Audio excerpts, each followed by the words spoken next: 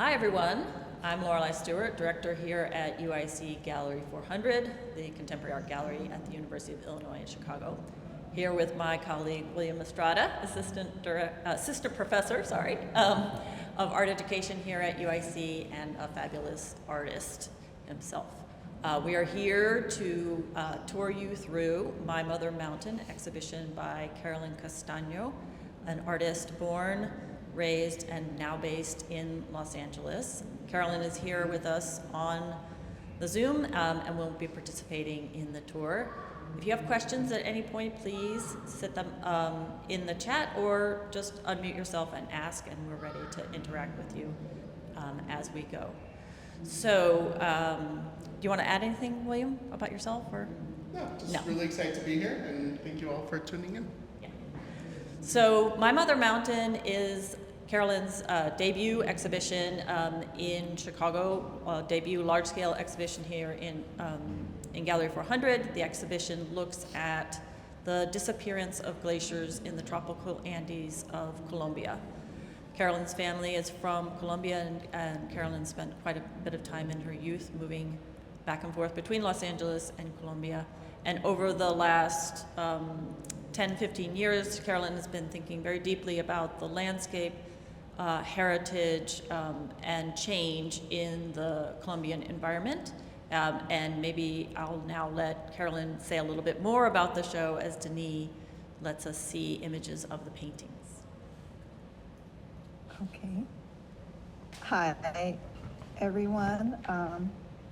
I'm Carolyn Castaño, and the exhibition is called My Mother Mountain, and it's, well, I've been in, I'll go back to where that the name comes from. A little bit about, I guess My Mother Mountain comes from the kind of names of the indigenous names of many of the glaciers have Western or Spanish names, like in Nevado de Ruiz. It's also called Cumandai, or Volcan Santa Isabel, another tropical glacier in Colombia, is also called Polecactu, damsel of the mountain, or woman of the high mountain. Their name, Nevado de Ruiz, is Tama, or elder, or old father.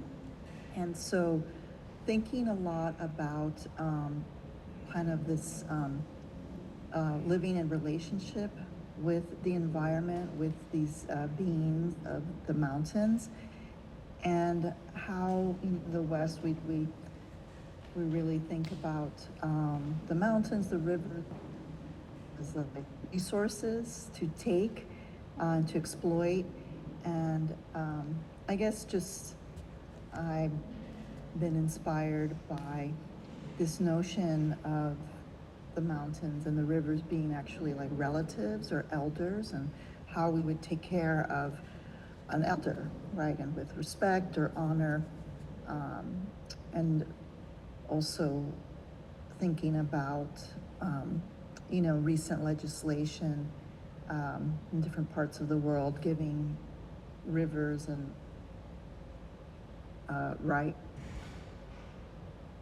And so the name Mother Mountain comes from that, and then also just thinking about my own relationship with my mother, who's from Colombia, in the region of near Los Nevados, which is a big part of where many of the glaciers are, and where the focus of my work has taken place. She's from a town called Santa Rosa de Cabal, which is near, it's a little town, which is near the Parque de los Nevados, the national Nevado or glacier park in Colombia, or one of them, but it's called Los Nevados.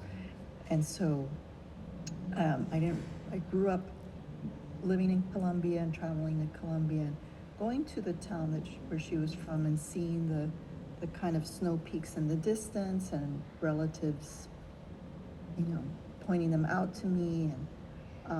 But then when I first started to do work about the glaciers, in a series maybe we'll see called "This is Dedicated to the One I Love," I paint all 13 of the glaciers plus more specific cones that have melted and not glaciers anymore, and then while still living or with us, with their the expired ones have dates, and so she recognized all the names, and she was recalling how in school she had to memorize all the names of the Columbia's glaciers, and so kind of thinking about her, and she's 91, and her lifetime and how many glaciers have disappeared, and her relationship to them and my relationship to the glaciers and also to her,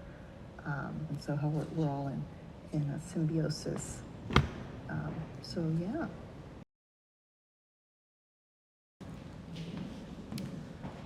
So we're going to look at specific works in depth and discuss them. We are standing now here next to Cumandai El Nevado del Ruiz, which is a work from 2023 made with watercolor, appliqué, foil, sequins, all mounted on canvas, and then obviously with the fringe applied at the bottom. And William and I were I'm sorry, before I get to William and I talking, I'm going to let Numair give us a verbal description of the work. Thank you. So this 12-foot wide painting depicts the El Nevado del Ruiz volcano that's located in Colombia. The volcano is surrounded by vibrantly painted green leaves, pink and orange flowers, and a variety of animals, including a parrot, a monkey, and a rabbit. While some of the flora and fauna are painted, others are attached as sequined appliqués, creating dimension and depth to the work. The base of the mountain, around the foreground of the painting, there is a check pattern of vibrant squares inspired by the Wifala flag, a symbol of unity and self-determination among the indigenous Indian peoples. On the right side of the painting, the squares of the flag are warmly colored, reds, oranges, and yellows. While some squares are painted, others are made of sequined and fabric appliques. On the left side, the squares are varying shades of blues. The sequins extend off the canvas and shimmer when you move. Most of the volcano is covered in snow, and at the base of the volcano, the foothill peak is layered with brown and green, indicating plants growing at the base of the mountains. However, the slope of the leftmost mountain is brown with no snow or plants, suggesting warm temperatures and changing climates. There's vibrant tassels that Lorelei also pointed out hanging from the bottom of the painting. Okay, so now William and I will talk about the work and maybe ask Carolyn some questions. But we were speaking earlier about the vibrancy and tactility of the piece in person. I know all of you are seeing it on your screen, but there is dimension to this work. So these sequin pieces are sitting obviously in front. There's a bird applique, and then many of the things that look as if they're painted together are actually cut paper. So this is a cut paper piece that Carolyn had painted with this leaf and background, and then another piece is underneath it. So there are many, many layers which you can identify up close. And maybe I'll let William add a little bit more. Yeah, I mean, I think one of the things that I'm noticing from this Lorelei, right, is the way that Carolyn is using these multiple ways of illustrating different lines, right? From the using textile, using the sequins, using some painting pieces, right? Using watercolor, what looks like ink and paint, right? And I think it's one of the things that when I was looking at the images, I couldn't necessarily see all these different pieces.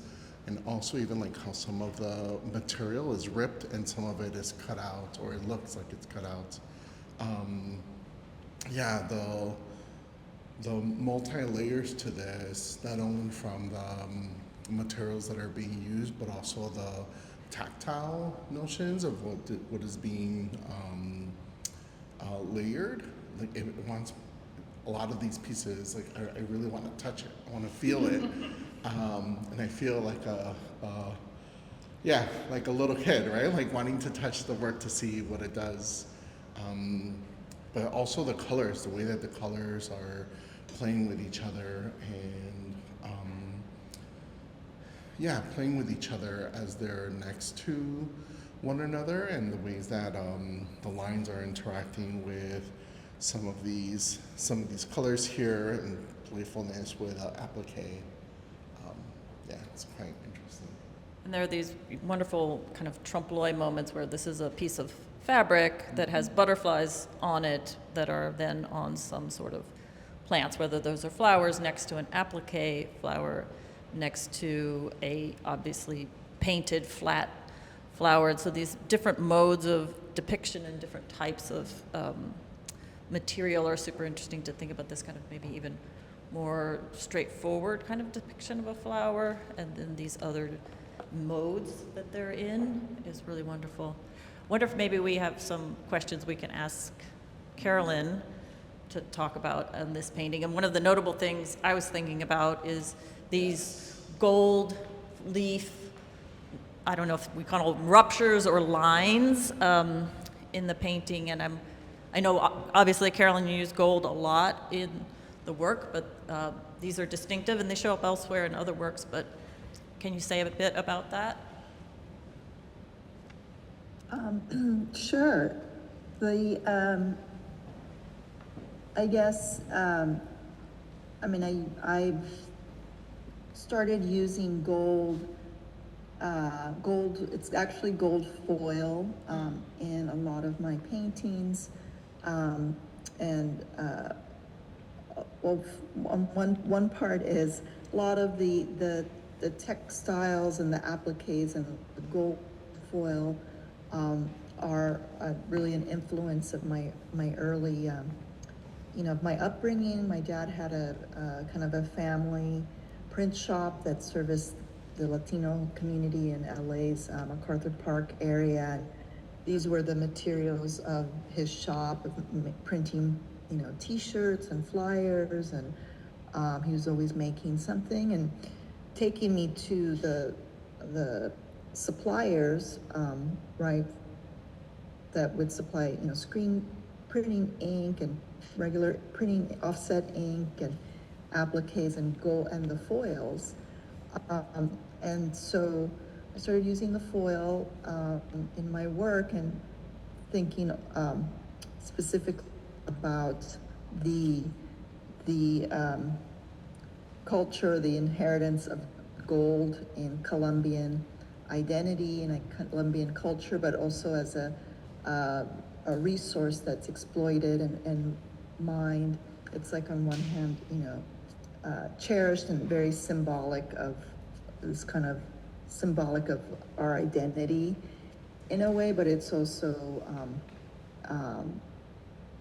a material that has been, stolen from the original inhabitants of the region, and continues to be exploited and mined. And so a lot of the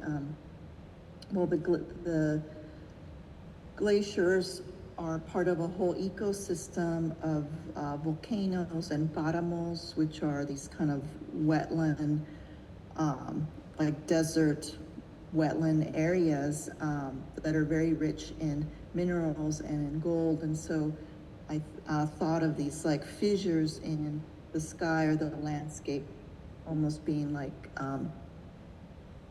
old stream, the kind of the veins of running through the country or the landscape. Right. Maybe that's a great segue into the next work that we're going to look at, which is Graphical Andes, which has its own gold foil kind of divide between the graphic square kind of checkerboard and the watercolor of a mountain. So Graphical Andes was made in this year and it is made using watercolor, acrylic, sequins, gold foil on, sometimes mounted onto paper, then mounted onto the canvas, and everything is on canvas. And I'll let Numair do a description of it. Yeah, so what Graphical Andes looks like is that this 9-foot wide painting calls again to the Wifala flag, which is the same symbol of unity and self-determination among the indigenous Andean peoples that was referenced in the first painting. Similar to a check pattern, each 6 by 6 inch square alternates in color. Unlike the flag in this painting, every other square is white. For the majority of the painting, the alternating squares rows oscillate between blue and orange. However, in the bottom right corner, the blue squares shift to brown. This pattern makes up the entirety of the painting, excepting the top left corner, which reveals the summit of one of Colombia's tropical glaciers. Gold leaf separates the watercolor mountain from the check pattern, resembling torn paper. This effect results in the check pattern seeming as though it has been torn away to reveal a mountain underneath. The glacier that is revealed from behind the check pattern only has snow at its peak, as the slopes of the mountain are brown.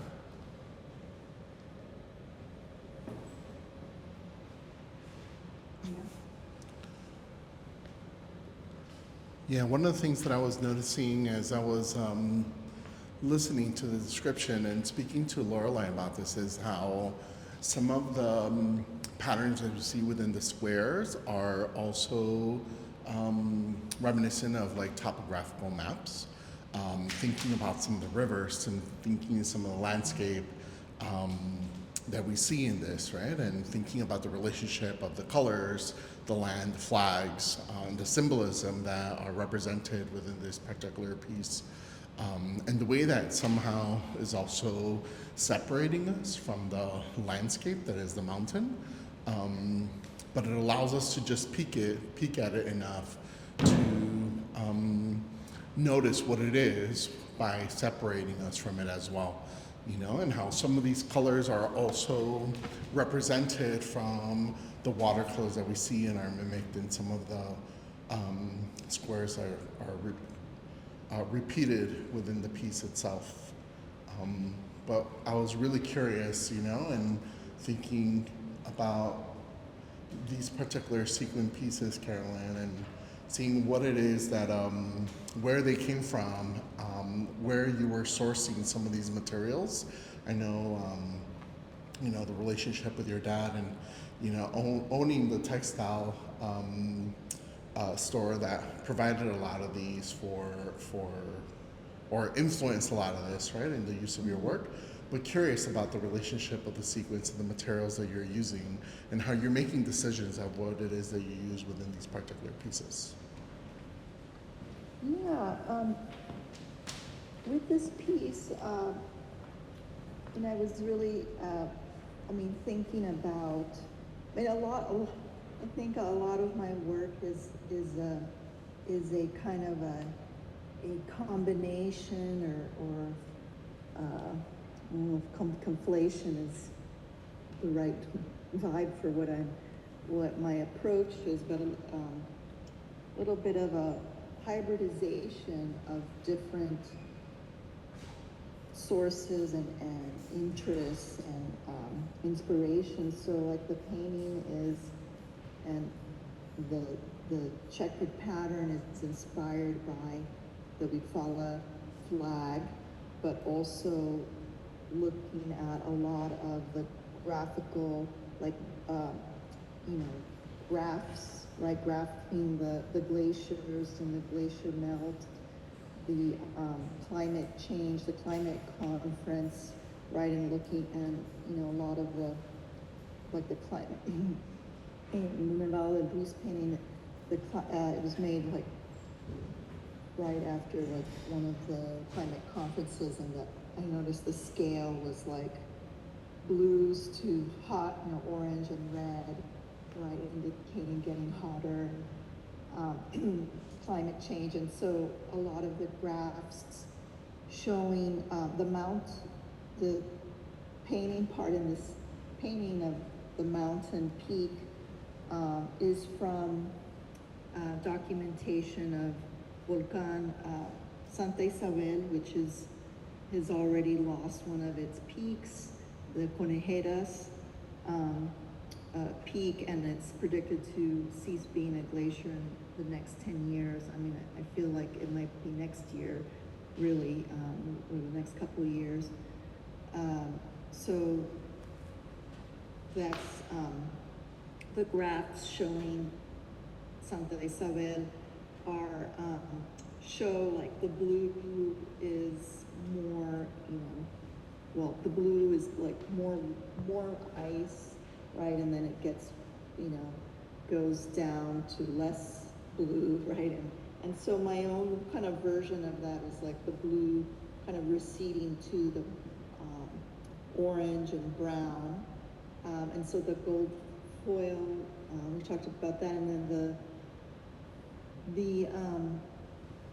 the sequins fabric is I found a lot of I mean incorporate these materials that are from like LA's garment district or thrift stores, repurposing like fast fashion fabrics and thinking about like the makers of these clothes, of the prints, how the prints evoke nature or like tropical landscapes or paradise. And in this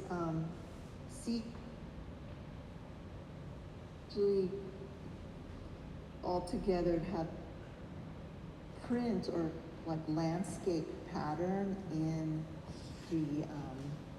the white sequins, and I just thought that was so interesting, like how it's referencing like a landscape, and it reminded me of a kind of topography, and and it also I guess playfully or some serious subject, but it references like the ice of the glacier. Thank you. I think we're going to move on to another work, major work in the show.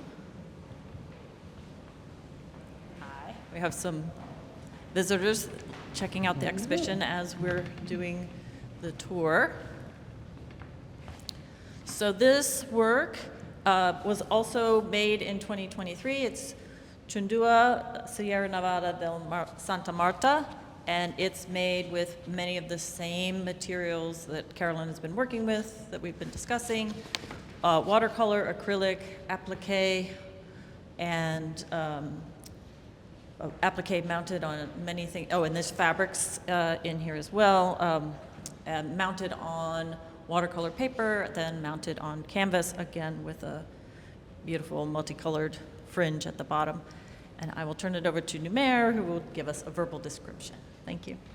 So this mixed media work is 12 feet in width and 6.5 feet in height. It hangs off the wall high enough so that the tassels connected to the bottom of the painting graze the floor. The tassels themselves are white and ombre into deep blue, purple, green, pink, and red. A gold sequined appliqué of a sun radiates brightly in the pink and purple watercolor sky. The painting depicts the tropical glaciers and mountains found in the Sierra Nevada de Santa Marta Andean mountain range. The snowy summits sit in the back center of the piece and are framed in contrast with a bright pink sky, rainbow flowers, and vibrant green forests. The floral landscape in the foreground is decorated with sequins that pop off the canvas. Large leaves layer on top of each other in shades of forest green, turquoise, teal, and lime. The result is a rainbow of plants demonstrating the liveliness of the forest at the base of the Sierra Nevada de Santa Marta mountain range. In the layers of leaves, there are appliques of butterflies, a peacock, and other birds. Amidst the flora and fauna, two faces are painted in the camouflage of the forest. The faces rest with their eyes closed and mouth open. Some features are obscured by bright orange flowers or yellow butterflies. They appear to be unconscious. The faces both have beards. The strokes of the hair are light. Only their heads are visible, and the rest of their bodies are covered or buried in the rainbow forest. Thank you, Numair. I want to ask Carolyn about the figures, but first I want to point out the little sun up there that is an appliqué, and there are other works in this show and certainly other works in the history of Carolyn's work that include a large orb, circle, golden, sun-like figure. And I think that earlier when Carolyn was talking about playfulness, this little tiny applique with its rays on it is kind of funny to me. But maybe going back to the figures, Carolyn, can you tell us how you decided to put these figures into the landscape and kind of hide them in there? Because not only are there these two, but there's also this one figure that we see mostly only the eyes and the nose of. Yeah, well, in some of these earlier works, some the watercolor drawings. Well, the whole paintings are a mixture or made through collage and a kind of layering of the collage painting, appliques, fabric scraps, areas, right? The mountain, the applique, the floral appliques, and then shapes that I paint and kind of image DJ around the canvas to kind of find interesting relationships. And so with the glacier, this is a Sierra Nevada de Santa Marta, which is Colombia's Caribbean side, and it is like a kind of slightly different geography of glacial covered mountains and then more tropical kind of forests or jungles. And part of the glacier painting is like one kind of painting, and then the other layered areas were taken from an earlier body of work called Tropical Physiognomy.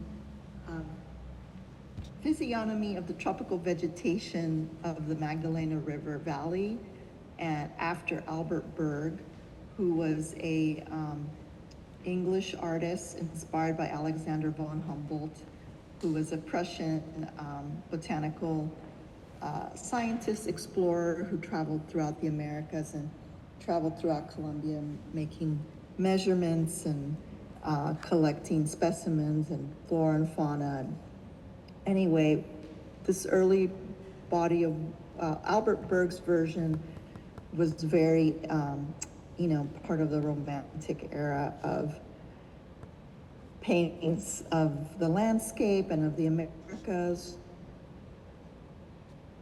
They're very idealized and without any of the pain or the reality of colonization and exploitation of the landscape. And so I copied his paintings and kind of put in parts of, the history of Colombia, which has been a lot of, people, death and war, continuous war for resources and control. And so when I was making Chondua, I was thinking about, there's the glaciers are these kind of observers, like sentient witnesses to history, and history passes through and happens and it's layered. And so as I was adding parts to the work, I thought that these figures should be included as thinking about the history of the landscape and this land. And it's always in contention, right, of like there's a, it sort of goes dormant and picks up again in different parts of the country, but now there's, new kind of conflict erupting right in this area. And so just as I think it's going away, it's like things are improving, it kind of comes back around. So I think of the figures as reminders or sort of they're part of that history of the Colombian landscape and of the glaciers and Interwoven with that. Yes. yeah. Totally understandable. So I think are now going to move from these large, vibrant pieces that do so much of that layering of many different concepts and reference in them to the work that you referenced earlier, Carolyn, which is this is dedicated to the One I Love collection of living and deceased glaciers. These are all watercolors. There are 16 on view here in the gallery, and I will let Numair do a verbal description of them. So this entire gallery room is filled with this series of paintings, which is titled "This is Dedicated to the One I Love," a collection of living and deceased glacier. Each painting is 16 inches in height and 12 inches in width. In total, there are 24 paintings in this space. Each painting is framed with a white wooden frame and hangs in the center of the wall. On the left wall, there are 4 paintings. On the center wall, there are 8 paintings. And on the right wall, there are another 4 paintings. Each painting is made using watercolor and depicts the tropical glaciers of Colombia that have lost their ice caps due to ongoing climate change. Castaño's watercolors give a misty and transparent effect on the subjects in the painting. The cloudy landscapes that surround the glaciers appear fluid, their thin layers building to reveal delicate terrains. In one of the paintings, titled Purase, 1949, the bright green of the foreground blends into the white peak of the glacier Castaño is depicting. The top of the painting, the sky turns shades of blue and gray. However, in other paintings in the series, such as Volcán Nevado del Tolima, there is no green foreground, but rather in that one, the glacier is brown and the white of the ice is sparse.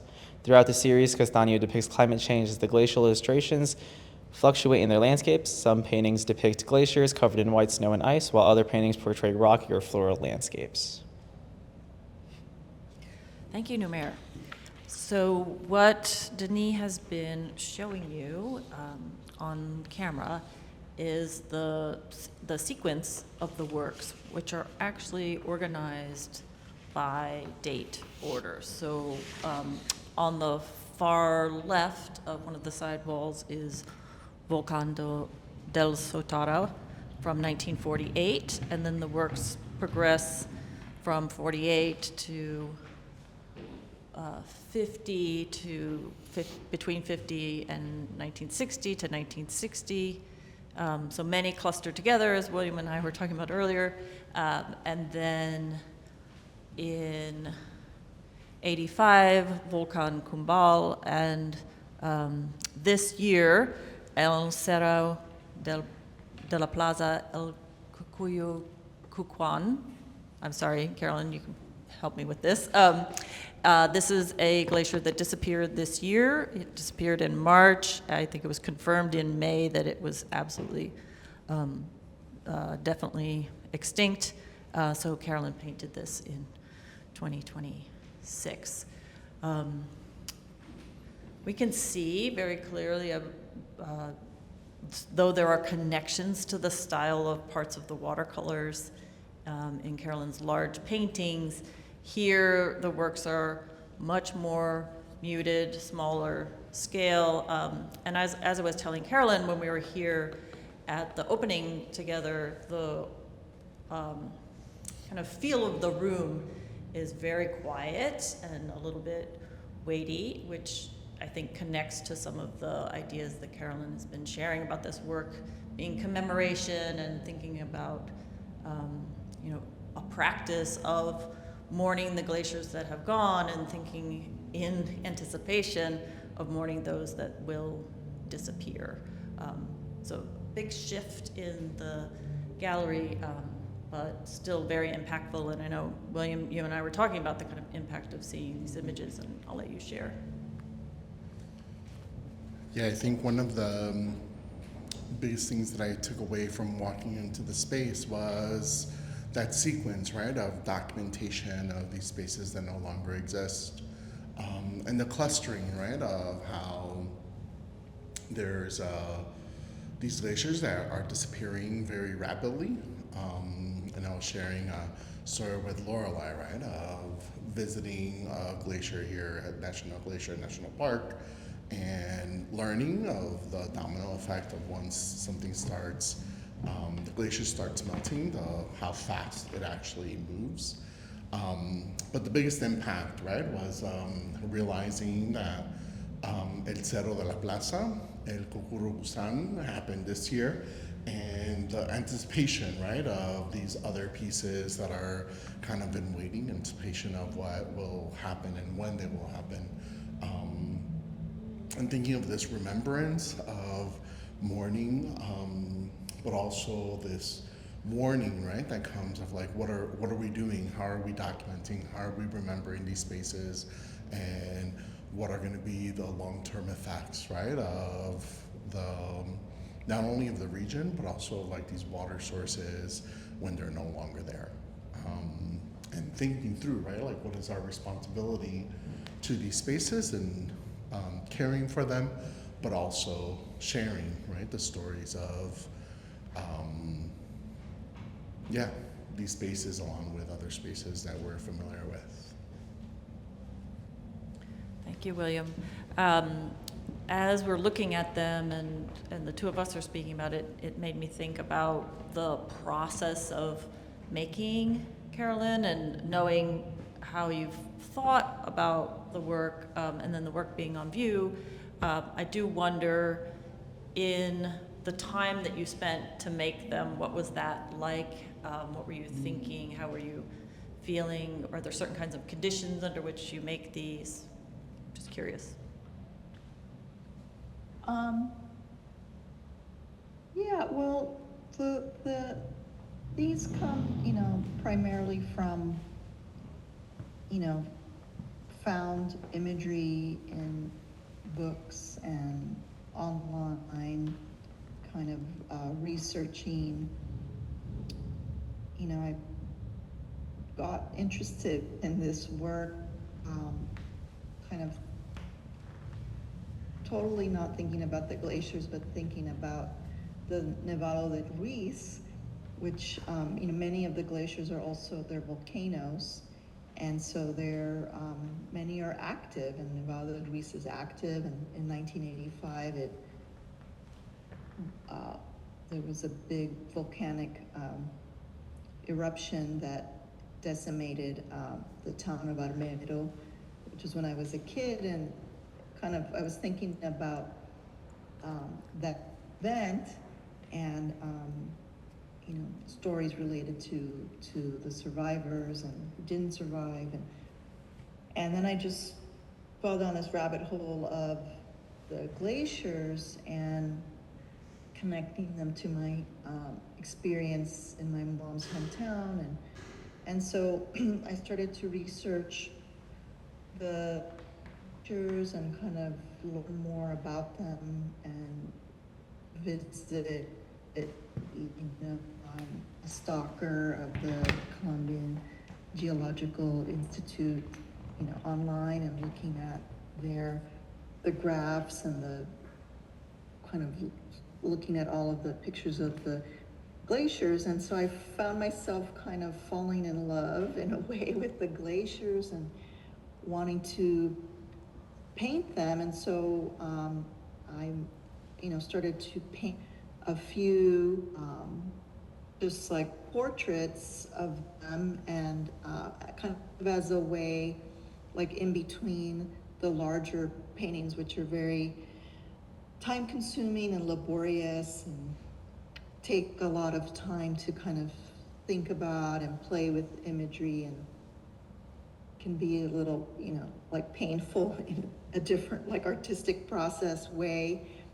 And so I started to make these paintings as, just making them, and I then started to make more, and thinking about thinking of them as almost like a visual love letter to the glaciers, and studying them. Unfortunately, I couldn't go to visit all of these, places when I was making, them. And so kind of thinking about these places and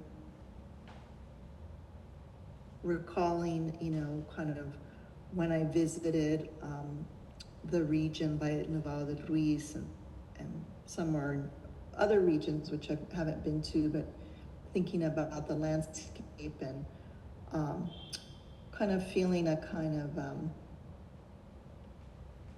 think everyone's like online dating now, like a kind of like a love for them that was growing and evolving, and thinking of them as a love letter, but, and then in the end, it's not really the end yet, but thinking, you know, when I came to an end in the series, or a pause, it became, you know, then it started to feel like a memorial of sorts, and I started adding the dates to them.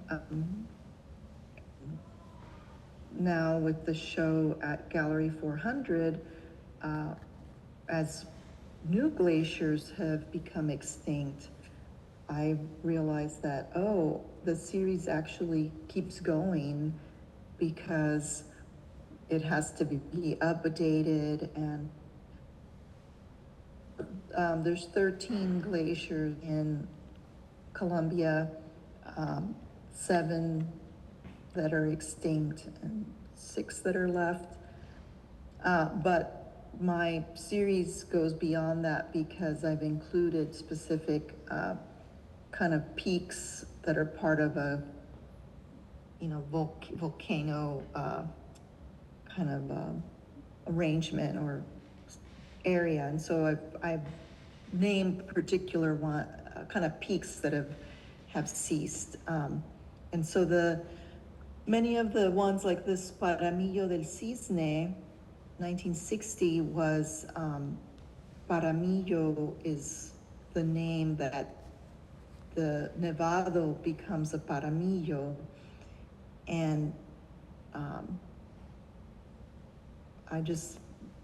I have to, you know, I mean, I was looking into what, you know, what is that word? And I speak, you know, I grew up speaking Spanish, but really English is more my dominant language. So some words are like, I know what they are, but then I'm like, well, what does it really mean? Like, Paramillo is like a little páramo, but also like it's diminutive, so it's been downgraded.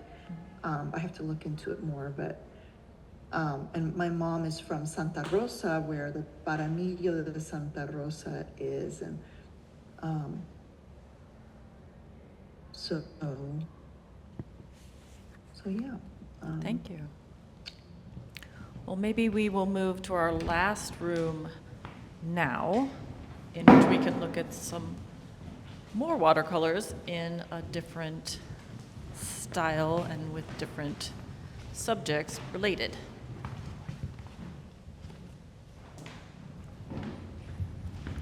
So in this room, in addition to works by Carolyn's sons, we have an array of images of animals, that is the Paramo bestiary, along with the Paramo ecosystem and a topographical map of Los Nevados. So in here, Carolyn's thinking about the Paramos, and I'll let Numer give a verbal description before we dive into the question of what is a Paramo and more that's going on with this work. Yeah, so we'll start with the verbal description of the ecosystem, the Paramos ecosystem. It depicts 2 mountains with a slight valley in between. The peak on the left is smaller, and the one on the right extends a little bit higher. They're divided into 7 layers separated by colors that indicate different ecosystem existing at varying elevations in the Andean mountain range. So the higher mountain contains 2 extra layers of color. The layer at the base of this mountain is bright red and labeled tropical forest. Above, the sub-Andean forest is maroon. Then on top of that, you have the Andean forest labeled in deep green. The valley between the 2 mountains ends there, and the remaining 4 layers are orange, representing the sub-Paramos, the brown, representing Paramo, yellow, which is super Paramo, and at the very top you have the gray, which is the perpetual snows. The sky surrounding the mountain is painted in a light blue misty watercolor, and the entire work is displayed in a clear plastic frame.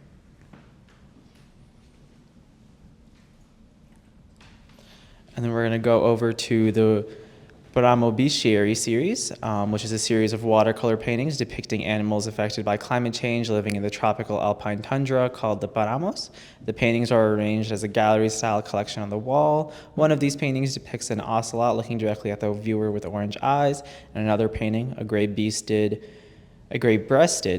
mountain toucan has a blue body and a red beak. The toucan sits atop a lightly leafed branch against a white background. Many of the portraits in these series are going to be birds. In two other paintings, Castaño portrays frogs. So we have the Bismantis besa and the Bodeger's Colombian tree frog. Their small, compact bodies are oriented to the left. In a different landscape-style painting, Castaño illustrates a speckled bear native to the Andes Mountains. And in the series are also three small mammals, which are the paca andina, the collared peccary, and the danta de Paramo.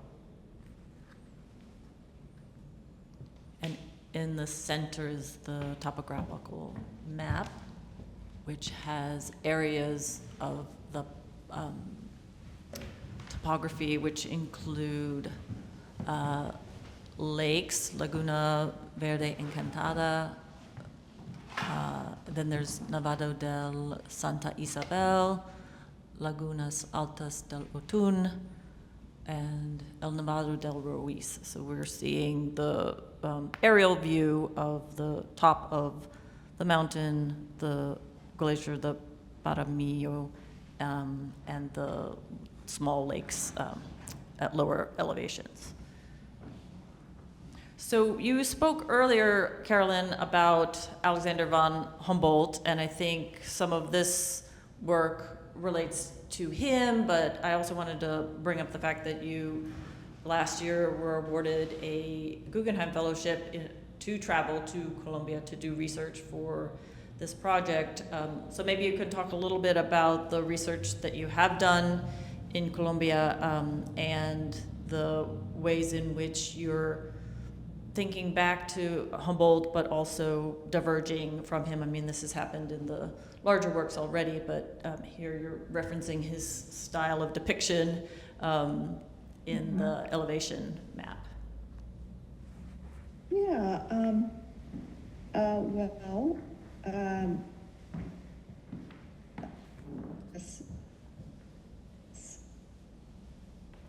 here, I've been working in this theme about the landscape and the environment for how old is my son? Like maybe 12 or 10 years so. I did a residency in Medellin, Colombia in 2011, perhaps, and that work was different than this, but I worked with a group of women who are survivors of Colombia's armed conflict, and many of them, well, most of them came from, small towns in the outskirts, the countryside, in like the forested areas and places where the conflict has taken place. And so together we recalled kind of flora and fauna that they were familiar with, that were part of their kind of local experiences and songs or experiences that they had with nature. And so the women made drawings of birds and flowers native to Colombia, and so it really got me on this path, thinking about the role of the environment and the ecosystems in Colombia. And where did I go? I spaced out. So fast forward to me really interested in the work of Alexander von Humboldt as major figure, but there are others who traveled to Colombia, Americas, so you'll see his name all over the place, to collect and measure and study the mountains and the rivers, and brought back this information to Europe, as a friend of mine put it, as like the map for the developers to use. And so really created the map, or one of the, maybe the more popular ones, to create the map of where the goods are, in places like Colombia. And so many artists came after him, with him. There were other botanical researchers and illustrators who, sought to depict Colombia and Venezuela and Ecuador and all of Mexico and all of these places in the Americas. And I guess like my intervention in the large paintings is about having a conversation with those paintings of the Romantic era and Alexander von Humboldt's depictions and studies and maps that created the map, the infrastructure for further colonization and exploitation of natural resources.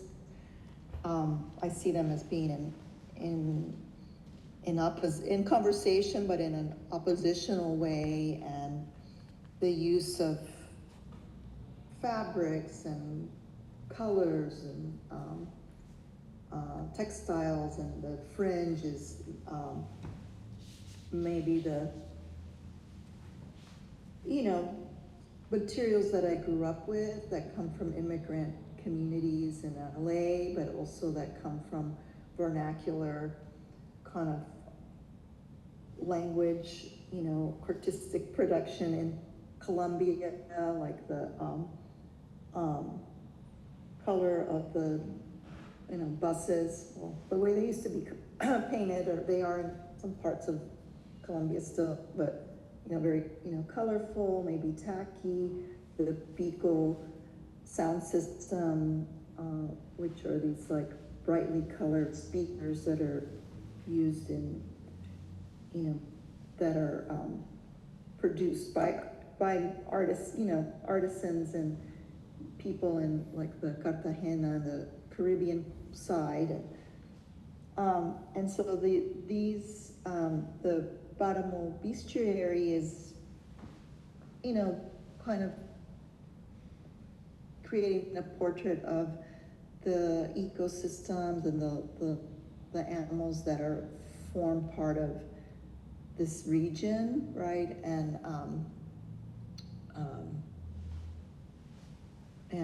kind of depicting them and kind of riffing on the illustrations of von Humboldt and other, scientific kind of illustrations of the botanical, the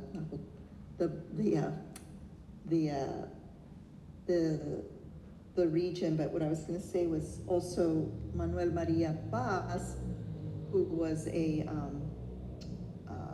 painter and a military man, who the Comisión Coreográfica, or the Choreographic Commission, which was basically a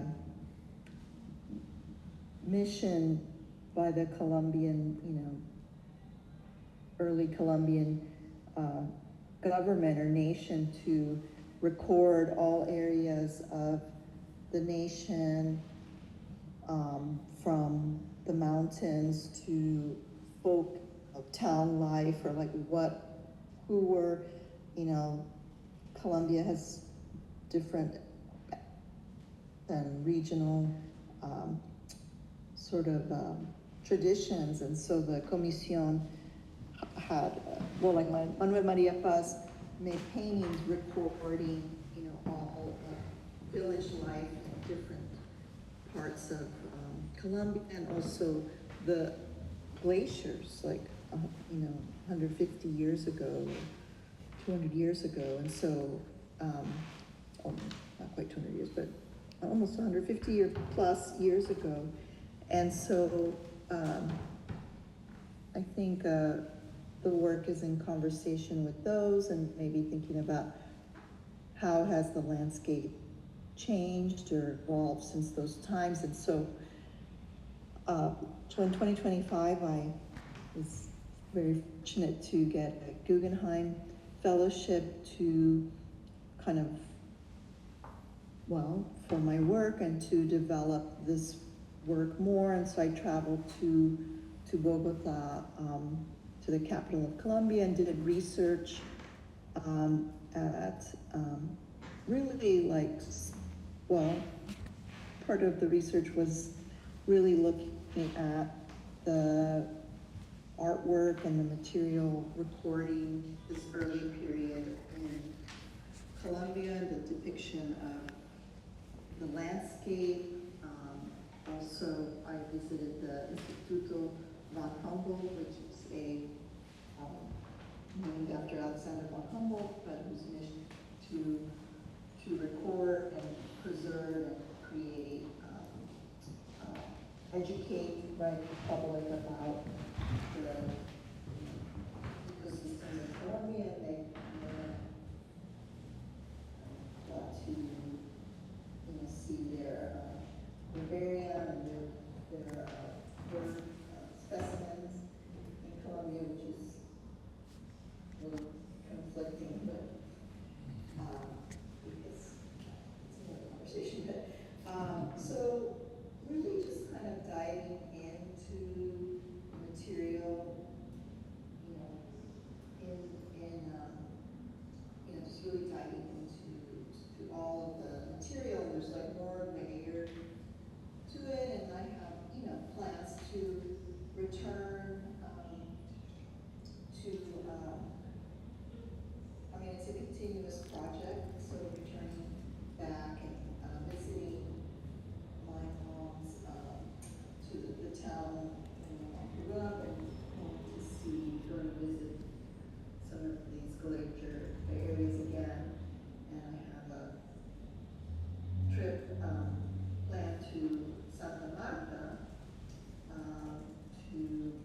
on a trip that with a bird artisan, to that focuses on bird like data, collecting bird data for artists and other bird wild types.